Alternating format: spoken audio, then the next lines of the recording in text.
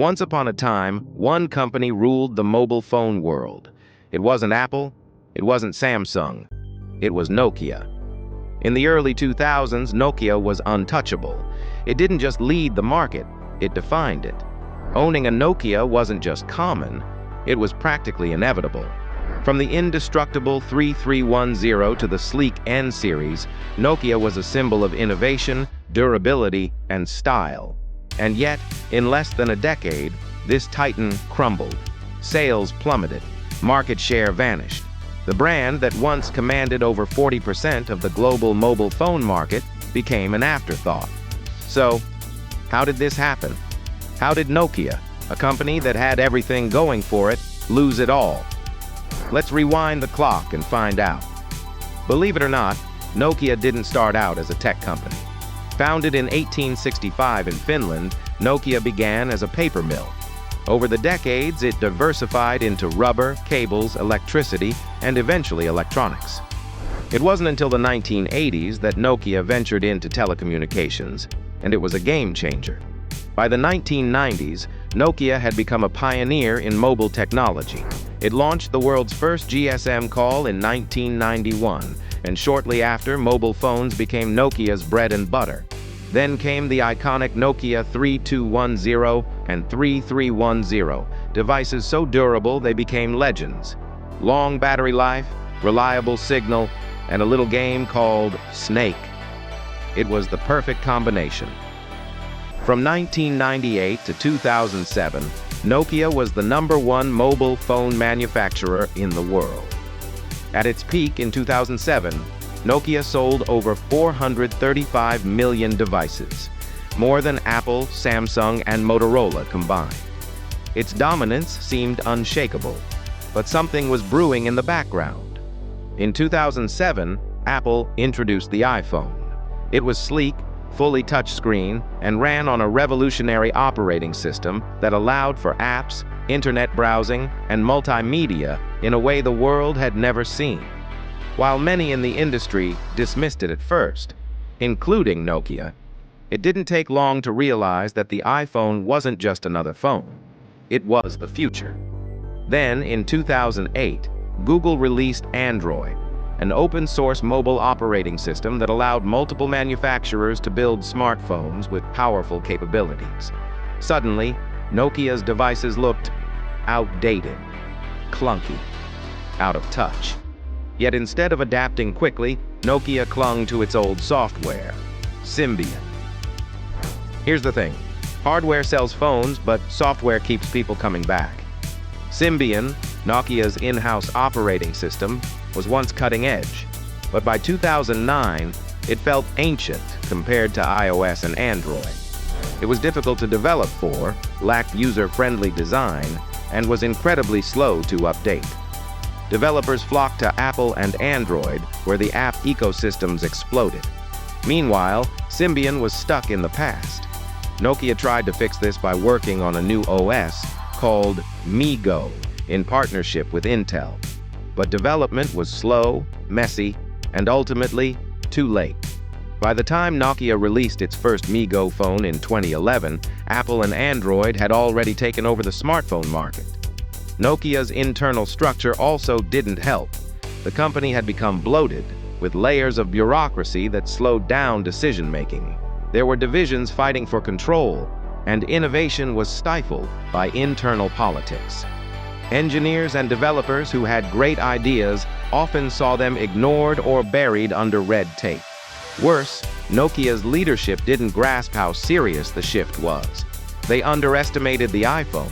They believed their brand loyalty would carry them through.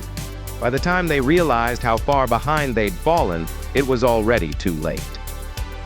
In 2010, Nokia made a bold move.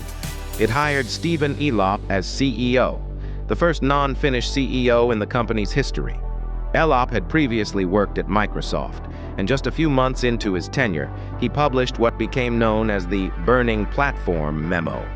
In it, he compared Nokia's position to a man standing on a burning oil platform, faced with a deadly choice: stay and burn, or jump into unknown waters. That memo set the stage for a dramatic shift. In 2011, Nokia announced a strategic partnership with Microsoft. They would abandon Symbian and MeeGo in favor of Windows Phone. To some, it was a smart move, a clean break from the past. But to others, it was a disaster. Why? Because Windows Phone was still in its infancy, it had a tiny market share, few apps, and limited appeal. Developers didn't want to build for it. Consumers didn't understand it. And now, Nokia had tied its fate to this unproven platform. From 2011 to 2013, Nokia launched several Lumia smartphones running Windows Phone. Some were impressive in terms of hardware, great cameras, sleek design, but the software held them back. People wanted Android or iPhones, not Windows. Sales declined. Nokia's market share kept shrinking. Profits turned into losses. The once dominant company was now struggling to stay afloat. By 2013, Nokia had lost billions. That year, Microsoft announced it would acquire Nokia's mobile phone division for $7.2 billion. It was the end of an era. Microsoft hoped to use Nokia's hardware expertise to boost its presence in the smartphone market. But the acquisition was a failure. Nokia's devices division was fully absorbed into Microsoft, and by 2016, Microsoft wrote off the entire purchase. It shut down most of the mobile phone operations, laid off thousands of employees, and exited the smartphone market entirely. Nokia, as a phone maker, was no more. But the brand didn't completely die. In 2016, a Finnish company called HMD Global, formed by former Nokia executives, licensed the Nokia name and began making Android smartphones. These new phones aim to capture the nostalgia of the old Nokia while embracing modern technology. They've had moderate success, especially in markets like India and parts of Europe, but it's nowhere near the dominance of the past. Nokia's story is a cautionary tale. It's not just about a company that failed. It's about how even the most successful organizations can collapse if they don't adapt. Complacency kills. Nokia believed its dominance was permanent. It wasn't. Software matters. Hardware gets attention, but software builds loyalty. Listen to the market. Nokia ignored clear signs that the industry was changing. Agility is everything. Innovation needs speed and flexibility. Bureaucracy and infighting can be fatal. Timing is crucial. MeeGo came too late. The Microsoft deal was too early, and by then consumers had moved on. Had Nokia embraced Android early, its story might have been different. But history doesn't deal in what-ifs. Today, Nokia still exists as a company.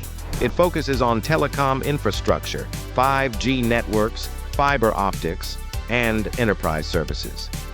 It's still a major player in that world. But the brand that once defined an entire generation of mobile phones, that era is over. Nokia's rise and fall is one of the most dramatic stories in tech history. And it's a reminder to all companies, no matter how big, how powerful, or how loved, you're never too big to fail. If you found this story interesting, give the video a thumbs up and subscribe for more deep dives into business empires, tech failures, and corporate drama. Thanks for watching, and remember, stay curious.